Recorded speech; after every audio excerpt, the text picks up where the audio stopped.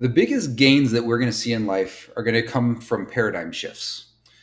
A fascinating example of this is post 9/11, when the US military was fighting Al Qaeda and they first had boots on the ground, they felt like they're fighting a ghost. Whatever technological advantage the US and the NATO allies had, it almost felt like it was quickly nullified because of how fast Al Qaeda was able to adapt to this. So, for example, when they found out that a certain person that they wanted to capture or kill was going to be there, Al Qaeda knew that U.S. always would try to do this at night because of night vision goggles. They had the superior technology.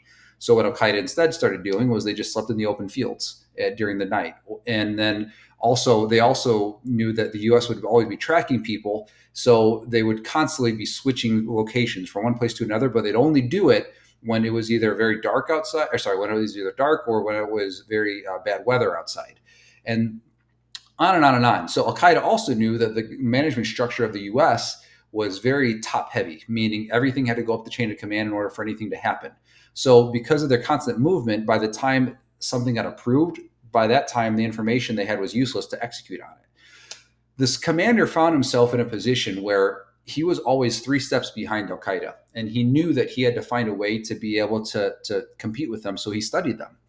And there was a time where he was at first really set on like getting everybody in the U.S. to break their silos and talk with each other, and that was helpful. But it didn't stop the bottleneck that he always had to be the one signing off on things, rubber stamping it.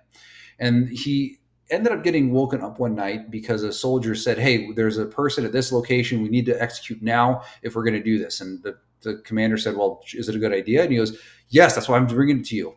And he got frustrated with that because he should not be the bottleneck. He knew that the soldier had all the other information that the other units were feeding in. He had the same information that he did. And so he also had the best, most up to date information. So just going to the commander for final approval was a speed bump that didn't need to happen. And he eventually found that changing the management system from me as a leader telling the subordinate, "Hey, I need you to do this, this, and this," and it switched it to the subordinate telling the leader, "Hey, leader, I need you to do this, this, and this for me to do my job." It changed everything. And that flip, that paradigm shift, helped them to be able to confront Al Qaeda in the most effective ways possible, which were speed. And he also got much more effectiveness because the people on the ground knew a lot more than people at the top would ever would.